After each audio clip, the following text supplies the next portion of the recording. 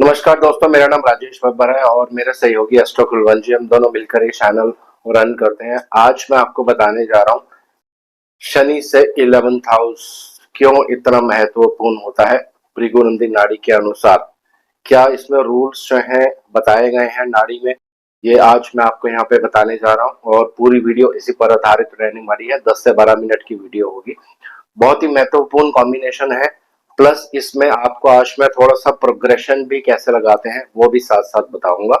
तो पूरी वीडियो ध्यान से देखिए, वीडियो को स्किप नहीं करिए। अगर चैनल पर नए हैं तो चैनल को सब्सक्राइब करिए। अगर आप भृगुनंदी नाड़ी सीखना चाहते हैं, मेरा बेसिक कोर्स शुरू होने जा रहा है बहुत जल्दी।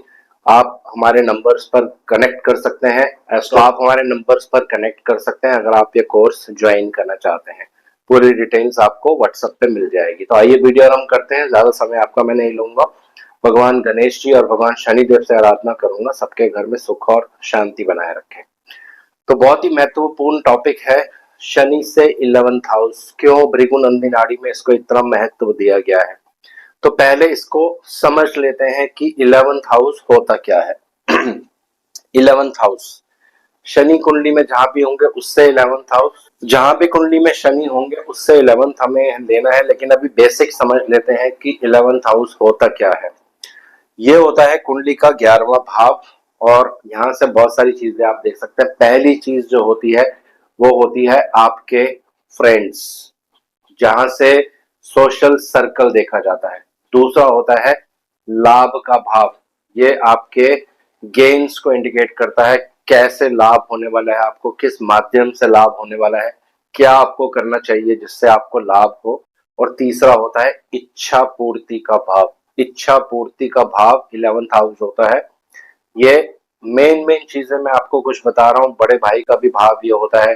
अचानक से जीवन में जब राइज होता है तो 11th हाउस देखा जाता है। रोग का भी भाव होता है। तो बहुत सारी चीजें होती हैं, लेकिन कुछ एक दो चीजों पर हम फोकस करेंगे। इच्छा पूर्ति और लाभ, इन दोनों चीजों पे हम यहाँ पे फोकस करने वाले हैं। और जो नैसर्गिक कुंडली होती है, यानी काल पुरुष की कुंडली जो होती है, यहाँ पर 11 नंबर साइन आता है। 11 नंबर साइन काल पुरुष की कुंडली में यहाँ पे आता है। तो ये शनि देव का नेचुरल जोडियक 11 नंबर जो है 11th हाउस में ही आता है। इसीलिए शनि देव को 11th हाउस से बहुत ज्यादा लगाव होता है। लेकिन ये कैसे एप्लीकेबल होगा ये मैं अभी आपको थोड़ा सा एग्जांपल के साथ बताऊंगा। तो सिंपल है, इसको आप आराम से स्टडी कर सकते हैं। और प्लस जैसे मैंने बताया इसमें प्रोग्रेशन भी हम लगाएंगे। तो पहला रूल, जहां कुंडली में शनि होंगे, अभी मैं सिंपल लगन में ले रहा हूं, अभी राशि इसमें मैं नहीं ले रहा हूं। राशि वाशी बाद में भी आप इसमें ले सकते हैं, क्योंकि राशि का इतना इसमें इंपॉर्टेंस नहीं होगा जितना भाव का इंपॉर्टेंस होगा। तो यहाँ पे शनि है तो शनि से 11th हाउस, तो आपको सिर्फ 3 घर पीछे काउंट करना है। सिंपल सा नियम है, जहां शनि होंगे उसके पीछे वाला, उसके 3 घर पीछे काउंट करने हैं तो वो बन जाता है 11th हाउस। अगर इसमें आपको कंफ्यूजन होता है तो सीधा भी आप काउंट कर सकते हैं, 1 2 3 4 5 6 7 8 9 10 11। ये थोड़ा लंबा पड़ता है, लेकिन शनि से 3 घर पीछे वो उससे 11th हाउस होता है। तो जहां भी शनि होंगे 11th हाउस को 100% प्रमोट करते ही करते हैं। ये नाड़ी का एक सिंपल रूल है। कहीं भी होंगे शनिदेव अपने से 11वें भाव को प्रमोट करेंगे ही करेंगे। और यहाँ पे अगर शनिदेव वक्री भी होंगे तब भी सेम भाव ही आपको काउंट करना है। उदाहरण के लिए मान लीजिए यहाँ शनि वक्री है तब भी उससे 11th हाउस ये वाला ही आप लेंगे। ऐसा नहीं कि अगर वक्री होगा तो भाव चेंज होगा। वक्री का रिजल्ट कुछ और होता है, वो नेक्स्ट वीडियोस में अगर समय मिलेगा तो डिस्कस करूंगा। तो ये पहला रूल है। अब रूल आपको फिर से समझा देता हूं। जहां पे कुंडली में शनिदेव होंगे आपके, अपने से 11th हाउस को 100% प्रमोट करते हैं। तो पहले एक सिंपल दूसरा मेथड समझ लेते हैं। शनि से 11th में जो ग्रह बैठे होंगे, पहले उनसे रिलेटेड कुछ चीजें आपको बताता हूँ। तो उदाहरण के लिए लगन में ही मैं शनि ले रहा हूँ, लेकिन आपकी कुंडली में शनि कहीं भी हो सकते हैं। वो आप जब कुंडली देखेंगे तो आपको पता चलेगा। तो पहले प्लैनेट, अगर शनि से 11th में सूर्य होंगे तो शनिदेव किसको प्रमोट करने वाले हैं? सूर्य देव को। सूर्य नेम एंड फेम, गवर्नमेंट, ज्यादातर आप देखेंगे ऐसे लोग गवर्नमेंट से कुछ कनेक्टेड कार्य करते हैं या एक बहुत बड़ी पोस्ट पे काम करते हैं, क्योंकि ये रूल है शनि अपने से 11th में जो भी ग्रह बैठा होगा उसको प्रमोट करते हैं, यानी उससे आपको लाभ मिल सकता है। अगर आप इससे रिलेटेड कार्य भी करेंगे जीवन में तो आपको इससे लाभ मिलेगा मिलेगा। तो Surya government, Surya name and fame, Surya spiritual चीजों को भी इंडिकेट करता है, सूर्य आर्ट्स आर्किटेक्चर इन चीजों को भी इंडिकेट करता है, यानी हाथ से जो ड्राइंग वगैरह करते हैं इन चीजों को भी सूर्य देव इंडिकेट करते हैं, क्योंकि सूर्य काल पुरुष की कुंडली में पंचम भाव को इंडिकेट करता है। मेडिकल प्रोफेशन भी सूर्य से ही देखा जाता है, क्योंकि सूर्य मेडिसिन के भी कारक होते हैं। तो ये सारी चीजें आप यहाँ से देख सकते हैं। अगर आपकी कुंडली में ये कॉम्बिनेशन है तो शनि इसको 100% प्रमोट करने वाले हैं। अब यहाँ पे एक सवाल आपके मन में आने वाला है कि ये कॉम्बिनेशन तो है आपकी कुंडली में, लेकिन इसका रिजल्ट कब मिलेगा? ऐसा नहीं कि हर समय ही इसका रिजल्ट आपको मिलेगा, एक पर्टिकुलर टाइम पीरियड आएगा आपकी लाइफ में, अगर वो कॉम्बिनेशन जब बनेगा तो वो 2.5 साल आपके लिए बहुत बहुत स्ट्रांग रहने वाले हैं। उसी पीरियड में पर्सन अपने जीवन में तरक्की कर जाता है। ओवरऑल तो ये रिजल्ट आपको देगा ही लेगा, लेकिन उस पर्टिकुलर टाइम पीरियड में बहुत ही अच्छे रिजल्ट्स जो है कुंडली में देखने को मिलते हैं। तो ये कैसे देखेंगे ये भी मैं एक बार आपको बता देता हूँ उसके बाद फिर बाकी ग्रहों को भी साथ साथ जोड़ने की मैं कोशिश करूंगा। अब यहाँ पे एक सिंपल रूल है नाड़ी का, ये आप समझ लीजिए। शनिदेव एक राशि में 2.5 साल तक रहते हैं, 2.5 ईयर्स, यानी 2.5 साल एक राशि में 2.5 साल रहते हैं। रेट्रोग्रेशन को आपको इसमें काउंट नहीं करना है, डिग्रीज को भी फिलहाल आप छोड़ दीजिए। एक सिंपल मेथड है, सिंपल मेथड से चलते हैं ताकि कंफ्यूजन नहीं हो। तो जहां पे भी आपके कुंडली में शनिदेव है, कुंडली में शनिदेव मैंने यहाँ लिया तो 2.5 साल यहाँ पे, 2.5 साल यहाँ पे, 2.5 साल यहाँ पे, 2.5 साल यहाँ पे, तो यहाँ पे हो जाएंगे 10 साल। और उसके बाद फिर 12.5, 15, 17.5, 20, 22.5, 25, यहाँ तक 25 साल पूरे हो जाएंगे। और उसके बाद जो समय आएगा, जैसे ही शनिदेव यहाँ गोचर करेंगे, कहां पर? अपने से 11th भाव पर, अपने से 11th भाव में यहाँ सूर्य बैठे हैं, जब शनिदेव इसके ऊपर गोचर करेंगे, चाहे वो पहला राउंड हो शनिदेव का या दूसरा राउंड हो, ये हमेशा आपको बेनिफिट देने वाला है दोस्तों।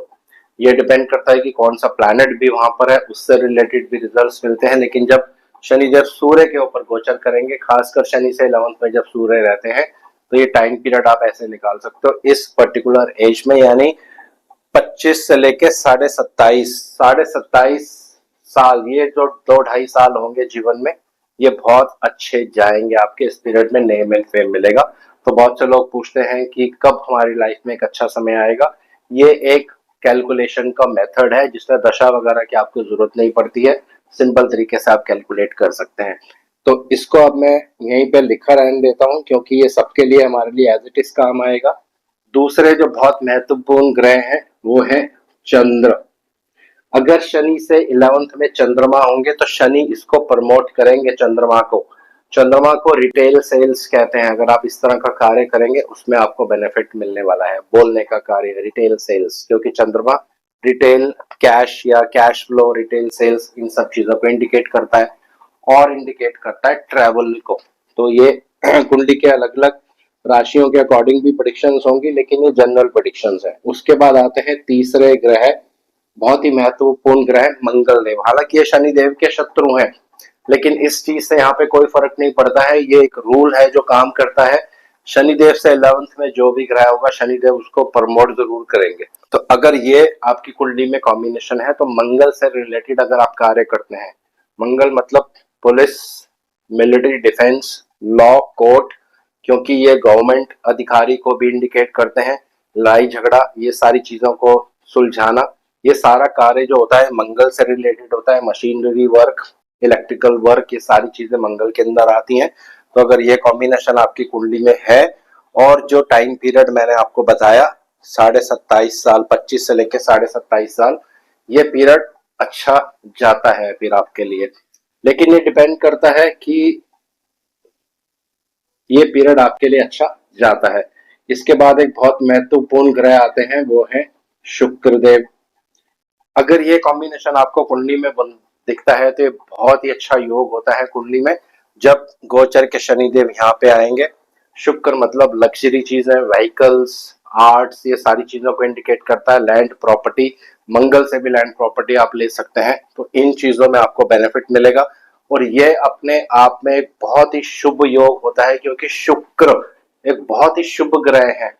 जब शनि से 11th में शुक्र रहते हैं दोस्तों, तो आपके जीवन में एक फीमेल का कैरियर में बहुत इंपॉर्टेंट रोल रहता है। तो जब शनि इसके ऊपर गोचर करेंगे, टाइम मैंने आपको निकाल के बता दिया है कैसे आपको कैलकुलेट करना है।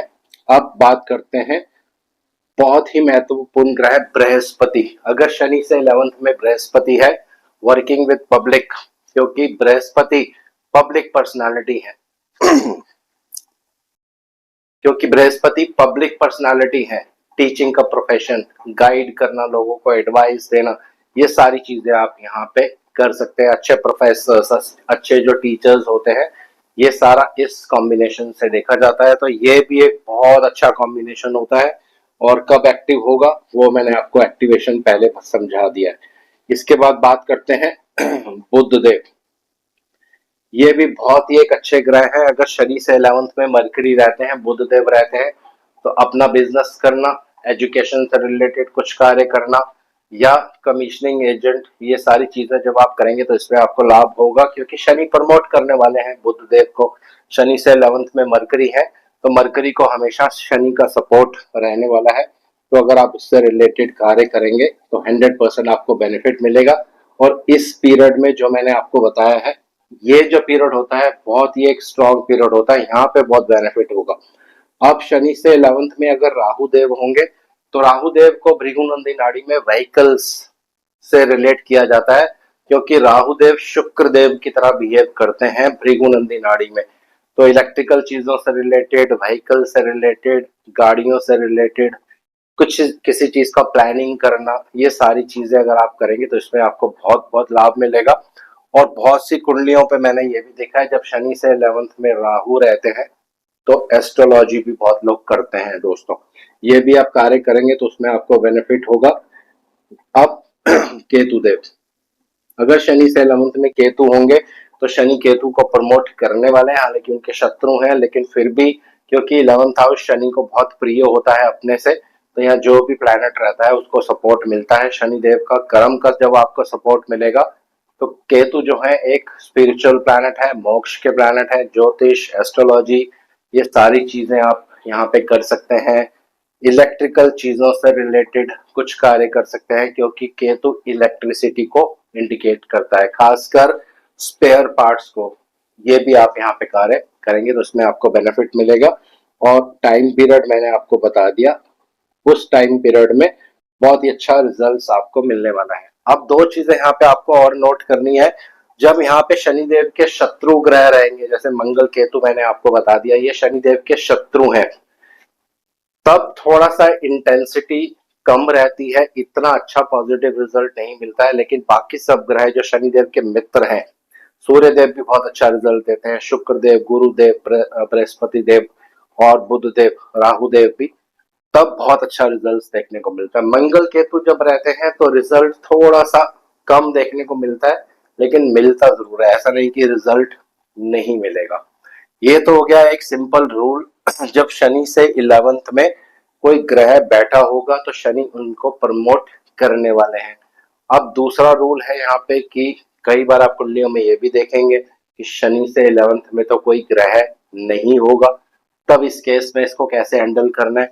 तो उदाहरण के लिए यहाँ लिख लेते हैं 12 नंबर, आपके शनि लगन में 12 नंबर में है, तो उससे जो 11वां भाव होगा ये 10 नंबर आ जाएगा। तो ये अब सेकंड स्टेप में आपको क्या करना है, इसके जो लॉर्ड बनेंगे उसको देखना है कि वो कहाँ बैठे हैं कुंडली में। तो अब शनि से 11th नंबर, नंबर 10 आता है, इसके स्वामी स्वयं शनि देव भी बन रहे हैं और ये लगन में ही बैठे हैं, तो ये बहुत अच्छा कॉम्बिनेशन है। अब ये डिपेंड करता है अलग अलग भावों में इसको आपको यूज करना है, लेकिन इसमें 3 इंपॉर्टेंट रूल होते हैं जो मैं आपको बता देता हूँ। अगर शनि से 11th लॉर्ड कोई भी हो सकता है, शनि स्वयं भी हो सकते हैं, लगन में ही बैठे होंगे, तो आपको नेम एंड फेम मिलेगा। कब?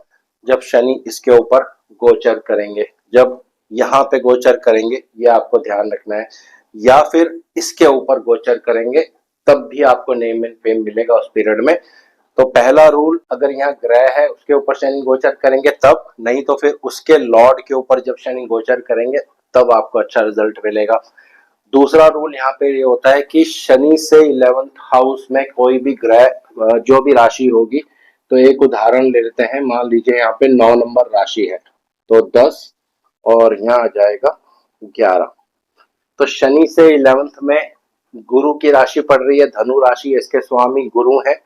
अब आपको गुरुदेव की प्लेसमेंट देखनी है। अगर कुंडली में गुरुदेव की प्लेसमेंट तीसरे भाव में, छठे भाव में और 10वें भाव में, इन तीनों में से किसी भाव में भी होंगे, तब बहुत ही अच्छा रिजल्ट आपको देखने को मिलेगा। ये अपने आप में एक पूर्ण राजयोग होता है दोस्तों। दोबारा से मैं बता रहा हूं, शनि से 11th हाउस में जो राशि होगी उसके लॉर्ड अगर वहीं पर होंगे, पहला रूल, या तो कुंडली के 3rd हाउस में हो या कुंडली के 8th हाउस में हो, ये होते हैं कुंडली के उपचय भाव, तीसरा, छठा और 11वां और 10वां भाव।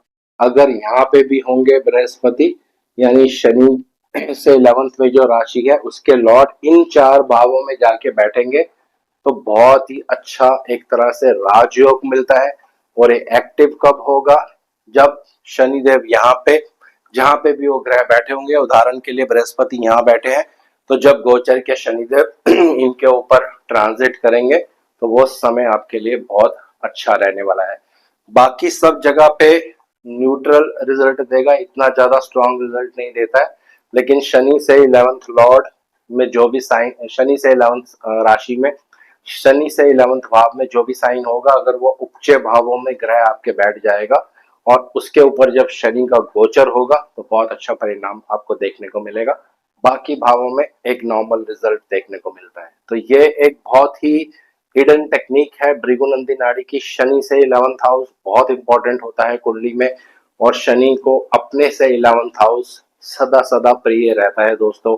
वे हमेशा इसको सपोर्ट करते हैं, प्रमोट करते हैं। तो ऐसी और हिडन सीक्रेट्स आपके साथ में शेयर करूंगा आने वाले टाइम में। आज इस वीडियो को यहीं विराम दे रहा हूँ। आशा करता हूँ सब कुशल मंगल होंगे।